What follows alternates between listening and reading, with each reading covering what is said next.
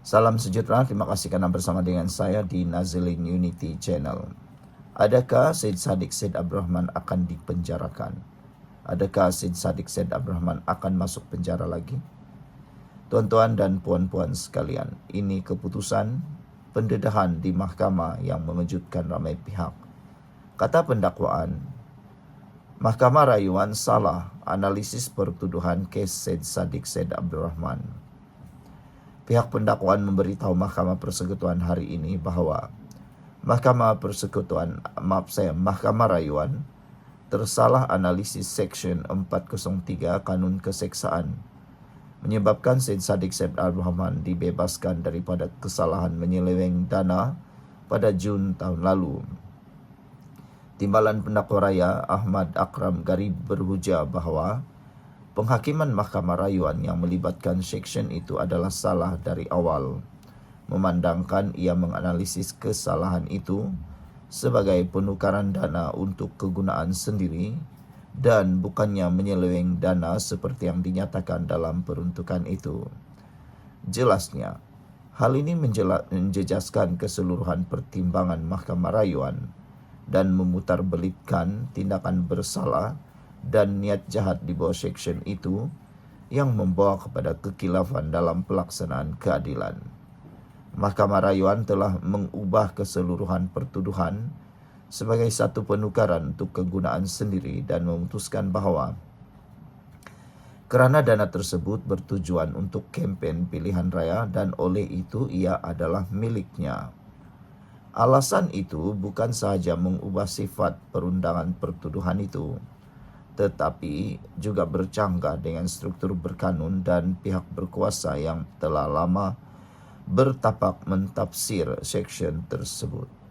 Dengan menganalisis pertuduhan itu sebagai penukaran, Mahkamah Rayuan secara efektifnya telah mengubah sifat perundangannya. Kerana penukaran melibatkan penegasan pemilikan ke atas harta, manakala penyelewengan melibatkan pecah amanah mengenai harta yang dipegang untuk orang lain. Oleh itu, penemuan Mahkamah Rayuan bahawa perayu menukar RM120,000 untuk kegunaannya sendiri menggambarkan kesalahan yang berbeza, bukan yang dia dituduh. Ahmad Akram berhujah dalam merayu agar Mahkamah Persekutuan membetulkan kesilapan Mahkamah Rayuan. Sebelum pembebasannya, Syed Saddiq didakwa di bawah Seksyen 403 Kanun Keseksaan kerana menyalahgunakan RM120,000 daripada akaun Maybank Islamic Sdn Berhad Armada Bumi Bersatu Enterprise dengan memaksa Rafiq Hakim Razali melupuskan dana tersebut antara 8 dan 12 April 2018. Rafiq ialah bekas penolong bendahari Armada yang juga merupakan saksi utama pendakwaan dalam kes ini. Selain itu, Syed Saddiq sebelum ini juga didakwa di bawah Seksyen 406 Kanun Keseksaan kerana bersubahat dengan Rafiq yang diamanahkan dengan dana Pemuda Bersatu Armada berjumlah RM1 juta untuk melakukan pecah amanah CBT pada 6 Mac 2020. Ahli Parlimen Muar itu juga sebelum ini didakwa dengan 2 pertuduhan pengubahan wang haram melalui transaksi RM50,000 setiap satu daripada akaun Maybank Islamic Berhad miliknya ke dalam akaun amanah saham Bumi Putra miliknya pada 16 dan 19 Jun 2018. Sekian untuk kali ini, jangan lupa tinggalkan komen anda. Bye-bye. Sebelum kita teruskan ulasan hebat ini pada petang ini, izinkan dulu saya berkongsi dengan Anda semua. Ini ialah terapi imun transfer factor for life. Terapi imun yang meningkatkan daya imun badan kita sehingga 400%. Secara umum dan ringkasnya, apabila imun badan kita lemah, apabila imun kita bodoh, apabila imun badan kita tidak seimbang, kita kena penyakit dan sukar sembuh daripada semua jenis penyakit.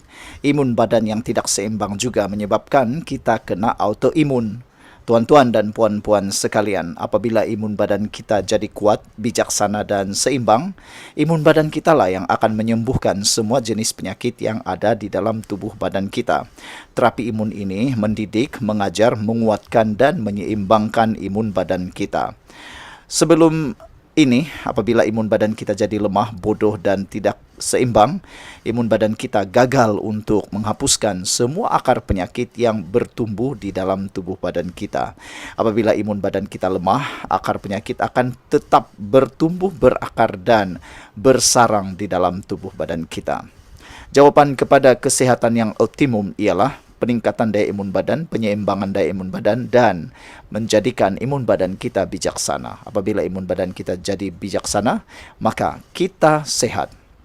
Cepat dapatkan produk hebat ini melalui nombor telefon saya yang tertera. Produk ini lulus KKM, halal dan diperakui oleh doktor-doktor di seluruh dunia. Tuan-tuan dan puan-puan, ini mungkin jalan penyelesaian kepada masalah Anda yang Tuhan hantar kepada Anda semua.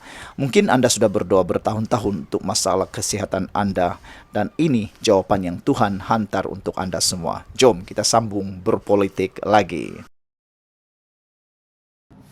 Salam sejahtera, terima kasih karena bersama dengan saya di Nazilin Unity Channel. Albert T. semakin hari semakin garang. Beliau macam bukan penjenayah pula. Bayangkan tuan-tuan dan puan-puan sekalian. Makin ramai yang suka dengan Albert T. Ada juga netizen yang cadang Albert T saja jadi Perdana Menteri. Hari ini dia ejek pula Perdana Menteri. Saya makin tidak suka dengan Albert T. Bukan kerana apa yang dia dedahkan, tapi kerana tindakan beliau yang lupa diri. Dia mengaku dia memberi rasuah. Dia mengaku dia memberi rasuah. Berapa kali dia mengaku, tapi dalam mahkamah lain pula dia cakap dia tidak mengaku pula. Sekarang ini dia pula cuba mempersendahkan Anwar Ibrahim. Dia kata dia bukan hero, tapi Anwar lah hero.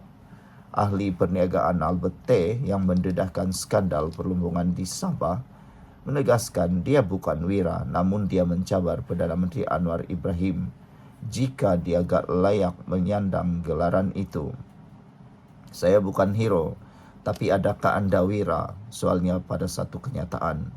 Dia menegaskan pendedahan skandal itu bukan untuk mencari pujian tetapi lahir kerana terdesak. Saya telah ditolak ke dalam Seleko, saya tiada pilihan, katanya.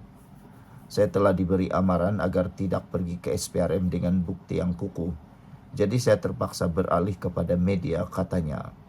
Kenyataan T hadir sebagai reaksi kepada komen terbaru Anwar yang menyuarakan kebimbangan terhadap kecenderungan mengagung-agungkan pemberi rasuah. Walaupun Perdana Menteri tidak menyebut nama atau merujuk secara langsung kepada skandal Sabah, Albert T yakin dirinya sasaran kenyataan itu. Dia turut menyoal tindakan Anwar berkongsi pentas dengan ahli politik yang didakwa terlibat dalam skandal tersebut, malah menyantuni mereka sebagai sekutu. Anwar Ibrahim kata kesiasatan rasuah belum ditutup. Namun beliau duduk di pentas yang sama dengan mereka yang turut memuji mereka, katanya. Saya ingin bertanya, adakah penerima rasuah lebih mulia daripada pemberi rasuah? Soalnya merujuk kemunculan Anwar dalam ceramah bersama GRS yang didakwa terlibat. T sekali lagi mengulangi dakwaannya bahawa Perdana Menteri menggunakan skandal tersebut untuk agenda politik di Sabah dan menuduh Putrajaya melindungi ahli politik terbabit. Bagaimanapun, Anwar Ibrahim menjelaskan bahawa saya memberikan bukti yang sama terhadap semua ahli politik politik GRS yang terlibat. Namun hanya 2 orang yang didakwa dan ramai yang masih bebas, katanya.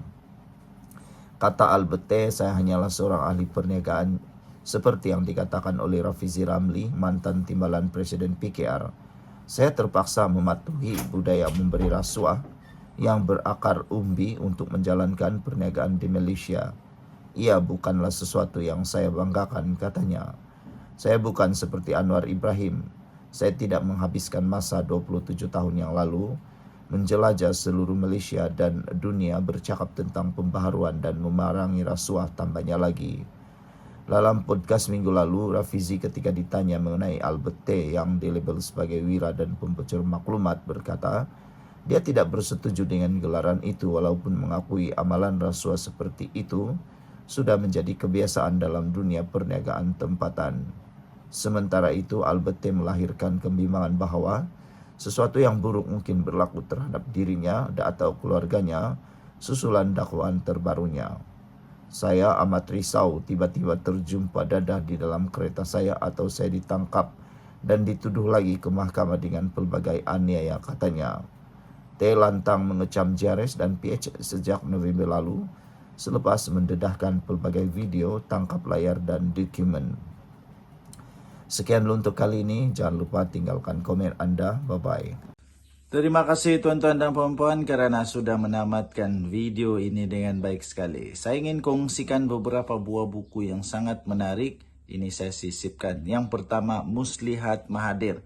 Sekiranya Anda berminat untuk melihat bagaimana Muslihat Mahathir yang dituliskan di dalam buku ini, Anda boleh baca ini untuk menambahkan pengetahuan Anda, untuk Anda tahu siapa Mahathir yang sebenarnya. Buku ini sangat luar biasa. Ketika saya membaca, saya terkejut. Wow! Dan saya semakin berilmu. Kedua, buku yang kedua yang saya ingin kongsikan pada Anda ialah Pemikiran Tun Mahathir. Ini ditulis oleh seorang pakar yang sangat-sangat luar biasa, merungkai. Dia kasih pecah semua pemikiran Tun Mahathir. Ini bukunya yang sangat luar biasa. Sekiranya Anda mau tahu macam mana Mahathir punya cara berpikir, ini dia. Dan yang ketiga, buku yang saya ingin kongsikan bagi Anda ialah tajuk dia Paradise Lost Mahathir. Okey, ini dia beritahu bagaimana paradise itu surga yang diwar-warkan di Malaysia nampaknya sudah hilang menurut Mahathir. Ada buku ni, kalau Anda berminat untuk beli, tekan, ada di Shopee. Okey, saya bagi link dia. Alright.